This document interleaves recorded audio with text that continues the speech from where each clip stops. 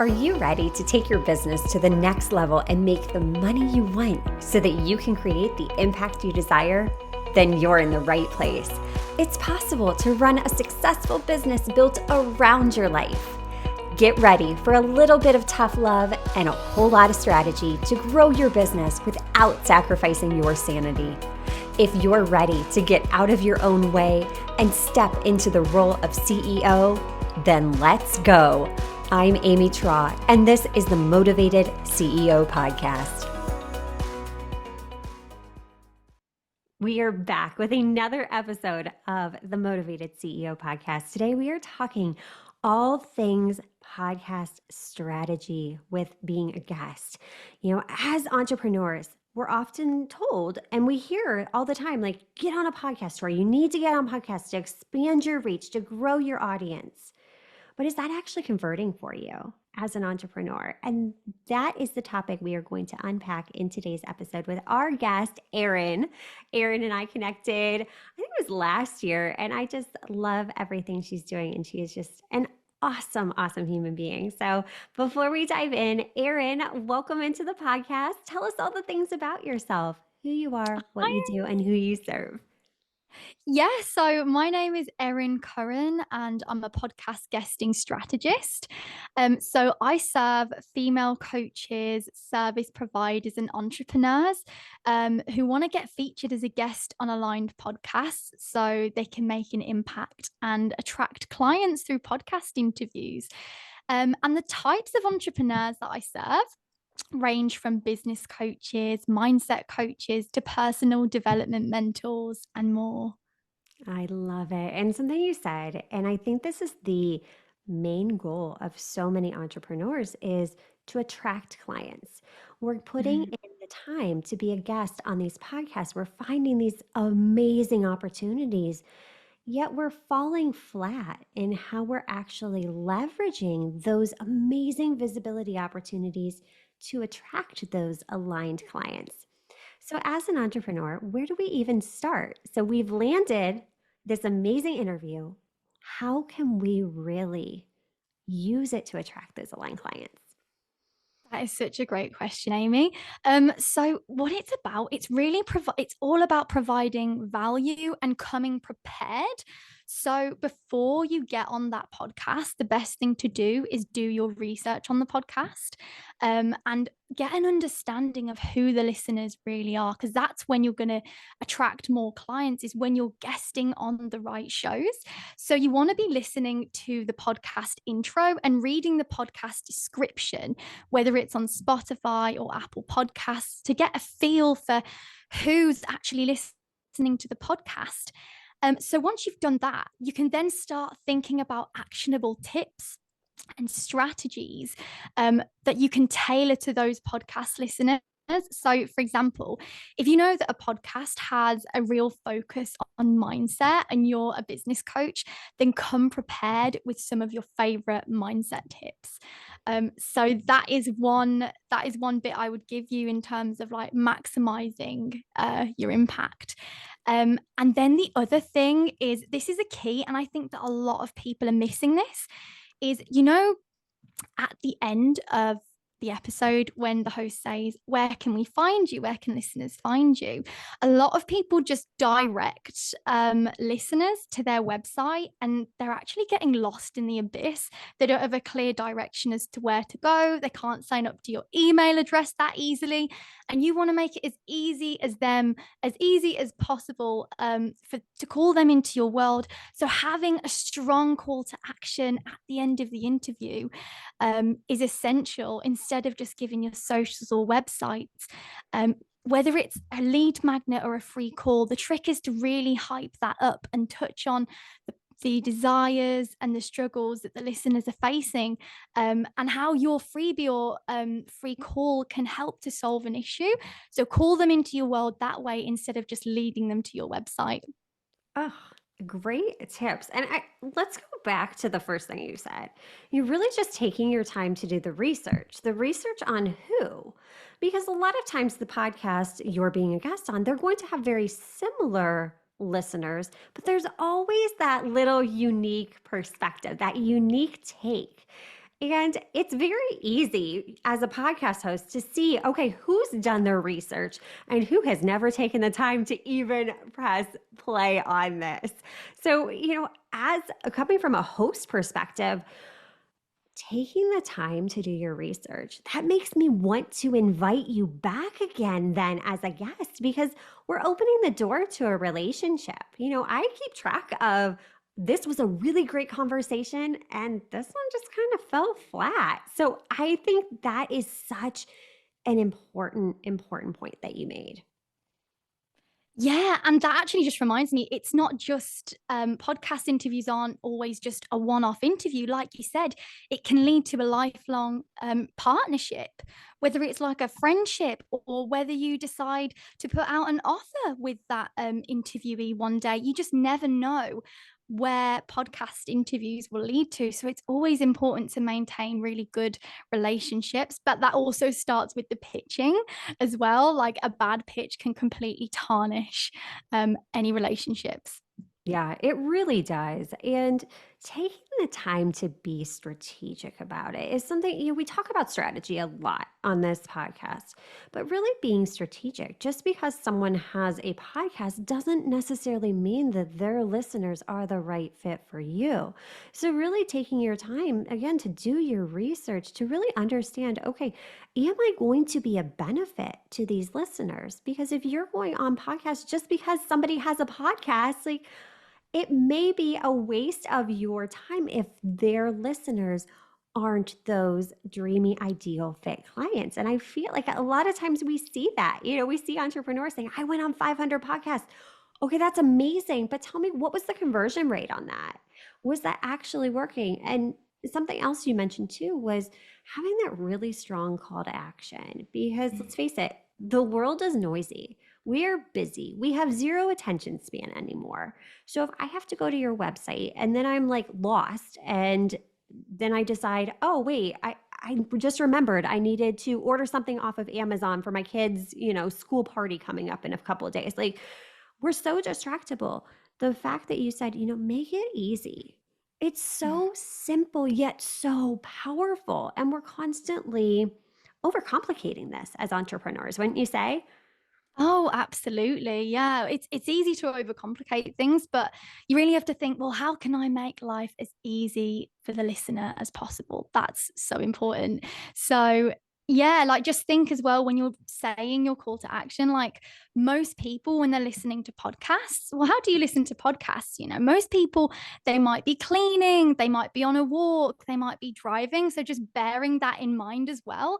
But you want to give that call to action, you want to make it so powerful that it kind of stops people in their tracks or makes them pull the car over or makes them stop on a walk and go, oh, like I have to get this freebie. It's so good. That's the effect that you want to have on podcast listeners instead of go and see my website. Like what, Right. there's a totally different vibe there. Yeah. What advice can you give us to create that call to action that people are like, okay, yes, I need this right now?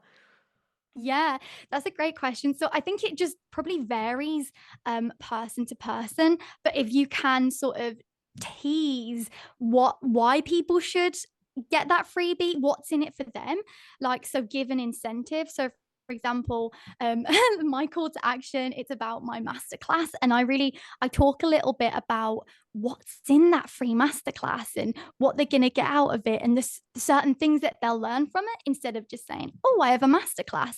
Then it makes people think, oh, this is something that I would actually really like to buy, like not buy into if it's free, but buy into, as opposed to just looking around on someone's website. It makes them sort of excited to experience your freebie or your free call. So yeah, just really thinking about what pain points and like struggles and desires do my ideal clients have and do the podcast listeners have, and let's just like marry them up. Yes, yes. Always coming at it from that perspective is so, so critical. What's in it for them? Because so often we're focused on ourselves. What am I doing? How am I portraying myself? What am I saying? But once you do that, That right there is so powerful because now they're giving you you're giving them a taste of the transformation that you provide. So now you're positioning yourself as the authority. Now they're going, okay, if she's giving this away for free, what's her paid offer like? I mean, you're opening the door to that relationship. And I think really having that clarity is so, so key. It all goes back to really understanding, like you said, what is that transformation that you provide? You know, for so long we've heard that, oh, pain point marketing, that's bro marketing, that's icky. Well, no, pain point marketing is just simply understanding what problem does your customer have? Because you have the solution to that problem. So now it's just a matter of positioning yourself in order to position yourself as the solution. And you're just presenting an invitation. That's all sales is. It doesn't have to be this icky, slimy thing. So I think this is great how you're like, no, let's make it compelling. Let's make it compelling and so strong that they're pulling that car over because they need your freebie now. What a great way to grow your business. Yeah, and I think as well, like the entire podcast interview, whether you share a bit about your story or share some really exciting actionable advice, that sort of warms listeners up even more. So then the next step is like, come into my world, get on a free call with me. They're more likely to want to do that because of the journey they've just encountered through that podcast interview. It builds that know, like, and trust factor. Oh, I agree so much. I feel Yeah. like podcasting in general is such a fabulous way to instantly collapse time because now you are really attracting those aligned clients versus, you know, just shouting out to the masses. You're really, you know, one on one or, you know, in that intimate conversation with a guest. And they're getting a sense of, okay, you know what? I really like how she's coming across. You can just sense that energy. And I feel like Mm. it really, like you said, builds the know, like, and trust factor so quickly, much more quickly than, you know, just a post on Instagram or, you know, I feel like it gives that connection. Yeah, it does give that connection. Like, have you ever listened to a podcast and just felt really connected to the guest or the host? You feel like you know them. There's some power about hearing someone's voice and hearing like an organic conversation. It's just, I think it's a lot more effective than, like you said, like a singular Instagram post, isn't it? Yes, definitely. So now that we've gotten through the recording process as an entrepreneur, when you're a guest on on the podcast, what are some tips that you can give entrepreneurs that, okay, now that the recording's done, when the podcast goes live, how can you continue to really amplify your reach and support the podcast host? Absolutely. Another fantastic question there, Amy. So, just to firstly touch on supporting the podcast host, it's really important. So, just bear in mind that the podcast host has put so much time, effort, energy, and probably money into making your episode. And the least that you can do for them is share the episode. And as well as sharing the episode, leave a rating and review on the podcast that you guested on. So yeah, like we said earlier, that leaves scope for more of a long-term partnership, and you might want to collaborate with them again in the future. So it's really helpful to the podcast to leave that rating and review. But what you can do is share the interview everywhere and repurpose it as well. Like once the interview is out, you can share it across Instagram, TikTok, LinkedIn, and tag the host in stories and mention your interview on your email list as well, and give people a reason as to why they should listen. Again, going back to that question, what's in it for them? Are they going to learn a juicy industry secret which you've never shared before? So by hyping up your interviews and sharing it across social media, you're actually bringing more ears onto that episode and increasing your chances of attracting even more clients. And another little tip as well, and not enough people talk about this, is you can actually ask the podcast host for a recording at the end of the episode. So you can take that like recording and convert it into 30 plus pieces of content of your own that positions you as the authority. So again, it's absolute gold dust for repurposing.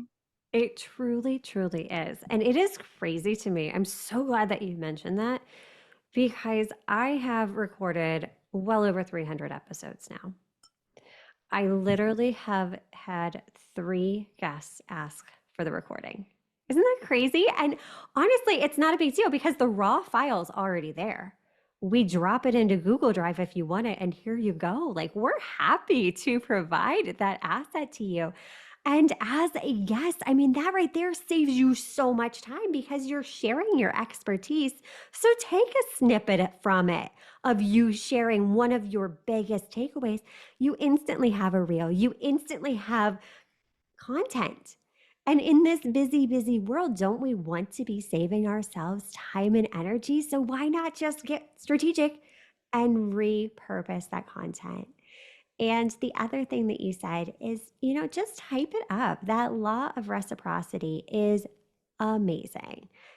Just the act of just taking the time to share means the world to a podcast host because you're right. It does involve a lot of work on the back end, but it's that mutual benefit. It really feels like that equal energy exchange. And if a guest doesn't share it out, it's not like it's the end of the world for me, but it's just kind of like, all right, I'm probably not quite as likely to invite that guest back. It's not like it's the end all be all, but like you said, just taking the time to do something like leave a review, to share it out, it really does, it just gives you the warm and fuzzies inside. Yeah, absolutely. Like leaving a review it does mean so much to podcast hosts because at the end of the day, they want to grow their podcasts Sure. and they want to grow their audience base, right? So the more that you can support the host, the better guest you be, really. Yeah, I love it. Oh my gosh. Erin, these were such awesome tips and takeaways, such, as you said, gold dust sprinkled throughout this episode. How can we get into your world and learn more about everything that you're doing? Oh, well, thank you so much for having me on your show, Amy. It's been really nice talking to you.